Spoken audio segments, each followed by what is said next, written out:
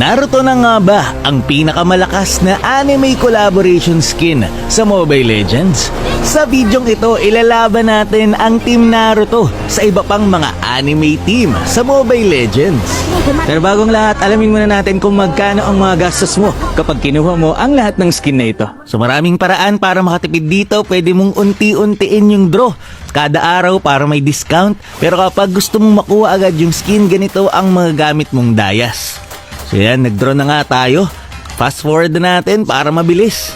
At ayun nga, naka 12 draws ako para makuha itong favorite skin ko sa Naruto. Itong kay Kakashi. Umabot ng 5,455 diamonds ang nagamit ko. So ito na nga, ituloy-tuloy na natin para makuha natin ang lahat ng skin. Yan, nakuha na natin si Naruto. And then, isunod natin si Sasuke. And last ay etong si Sakura. So ang diamonds na nagamit ko ay 20,655. Pero guys, ang maganda dito kung sakaling kapusin yung dayas nyo, meron namang mga murang lucky box skin dito. Para naman makuha ang free skin ni Gaara, kailangan mo lang mag-participate sa tatlong event na ito. Daily Training, Ultimate Challenge at Specialized Training. Sa Daily Training, maglalaro ka lang, makipaglaro sa kakampi mo, pero pwede mo ring pabilisin yung mga task kapag ikaw ay nagdodraw. Sa Ultimate Challenge naman, pwede mong gawin from Friday to Sunday. May mga task lang din dyan, kagaya ng i-take down yung Madara Lord at marami pang iba. At syempre yung Specialized Training, kung saan pwede kang maglaro ng mga games kagaya ng Spot the Difference. Makakatulong sa'yo para maka-earn ng points. At kapag nakaipon ka ng 1,800 training points, makukuha mo na ng libre ang skin ni Gaara. Paalala lang, ang content na ito ay for entertainment lang. Sa totoong game, depende pa rin talaga yan sa gumagamit. Umpisa natin sa Team Naruto at Team Hunter x Hunter. So yan, kumuha na nga tayo ng malalakas na players. At best of 5 ang bawat sagupaan. Kaya naman paunahan makatatlo para manalo.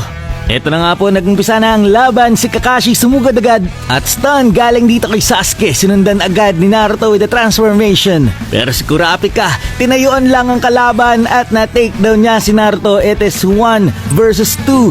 Kakashi going in and out. Follow up galing kay Sakura at na-secure ni Kakashi ang unang panalo. Round 2. Hisoka na ultihan ni Hayabusa going low agad. Si Killua tamang sayo lang sa gilid. Ang problema, ang daming crowd control. Binuhat pa ni Sakura etong si Gon. 2 versus 4 pa ang laban. Kakashi going in. Sasuke tamang pana lang sa Gedli. And Naruto taking down Hisoka. 2-0 na po ang laban. Ito na tayo sa round 3. Si Sasuke dito ay nahuli ni Hisoka. Si Gon inultihan etong si Naruto pero may Winter Crown pa. Kurapika na takedown si Naruto. Samantalang si Gon naman dito ay humaharap sa tatlo. Sakura binalibag na dito si Kurapika. At etong si Sasuke naman, ang gustong takedown ay si Hisoka sa bandang likod. Kaya naman ang nanalo ay ang Naruto. Ang sunod na ilalaban natin sa kanila ay Attack on Titan. Dahil tatlo lang yung AOT, tatlo lang din yung Naruto heroes na papalaruin natin. Kakashi going in na naman, sinalo ni Eren ang ultimate niya. Naruto nag-transform na. Si Mikasa ay tamang lipad lang. Ang problema, merong Winter Crown etong si Kakashi. Eren taking down Sasuke pero ipapaghiganti naman siya ni Naruto. Kaya pa kaya ni Mikasa na ma-takedown ang dalawa? Tamang heal lang sila. Pakiramdaman lang, medyo hirap dito si Mikasa dahil ang kunat ng dalawa at nahuli pa siya dito. Nagpunta siya sa tore pero hindi siya papatakasin ni Kakashi. Kaya naman 1-0 lamang ang Naruto. Ito na nga po, si Eren nilak target na si Naruto, inultihan. Mikasa having a hard time dahil sa dami ng crowd control pero may lumabas dito na Titan securing the takedown. Grabe nga yun, bumawi dito ang AOT. Game number 3 po tayo. Ito na nga po, hindi natuloy ang ultimate ni Eren dahil hinuli siya ni Sakura. Samantalang si Mikasa tamang lipad lang. At si Levi na pagtulungan pero may Winter Crown pa siya. With a flicker pero nabugahan siya, kaya naman ang score natin ay 2-1. Grabe dito ang coordination ng Team Naruto, talagang inuuna si Eren kasi kapag nakapag-ultian may Titan na lalabas pero ang natitira na lang ay si Mikasa at ang nanalo ay Team Naruto pa rin. Ang sunod nating ilalaban sa kanila ay ang Saint Seiya. So dahil tatlo lang ito, 3 versus 3 ulit ito, pahinga muna dito si Kakashi. Sasuke sumugod na. Pero Sagittarius merong counterplay. Grabe nga yun, si Naruto na lang ang natitira. Si Leo ay na-takedown niya. Pero ang sakit dito ng sapak ng Libra. Kaya naman ang nakakuha ng puntos ay ang Saint Seiya. Sagittarius with a flicker play. Dalawa na naman ang nahuli. Grabe naman etong si Sagittarius guys. Hindi na nakagalaw si Sasuke at si Sakura. Pero Naruto taking down Leo. Pero ang sakit ng damage ni Libra. Kaya naman 2-0 lamang ang Saint Seiya. Eto na nga po, Sakura hinuli na si Sagittarius pero na-counterplay pa. 3 ang nahuli niya sa ulti niya. Sasuke, kakayanin pa ba? May na-takedown na isa pero ang nanalo ay ang Saint Seiya. At ang last nakakalabanin ng Naruto ay ang Jujutsu Kaisen. Dahil wala si Xavier sa Creation Camp, hindi makakalaro si Gojo. 3v3 lang ang laban.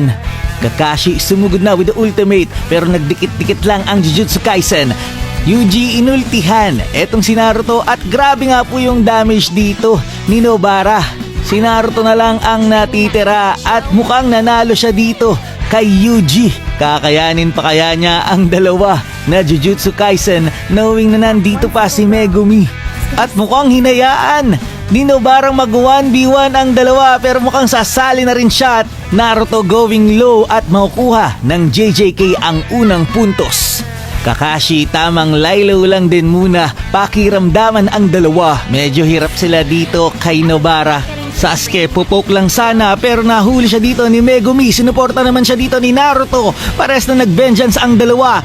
Nobara taking down Naruto. Suko na lumabas sa domain expansion at double kill para sa kanya. Round number 3. Kakashi dito nakapitan si Nobara at mukhang low health na siya. Si Naruto dito rumaragasa at na-takedown si Nobara. It is 2 versus 3. Mukhang sila naman ngayon ang nakakalamang. Tamang in-out lang sila dito para hindi matuloy ang ultimate ni Yuji. Samantalang si Megumi pumapalag pa. Ang puntos ay nakuha ng Team Naruto. Last round na po tayo. Ang Team Jujutsu Kaisen ay mas maingat na, tamang distansya lang para hindi mahuli etong si Nobara. Siya kasi yung nagbibigay ng massive continuous damage sa team at nahihirapan etong Team Naruto na hulihin siya.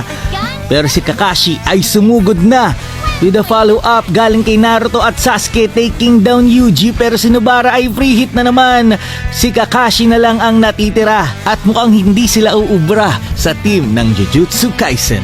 So masabi ko lang dito, may kanya-kanyang lakas ang bawat collaboration skin. Pero ikaw, sa tingin mo, kung anime lang ang pag-uusapan, sino talaga ang pinakamalakas sa mga ito? Sana nag-enjoy kayo. Maraming salamat sa panonood and to God be the glory.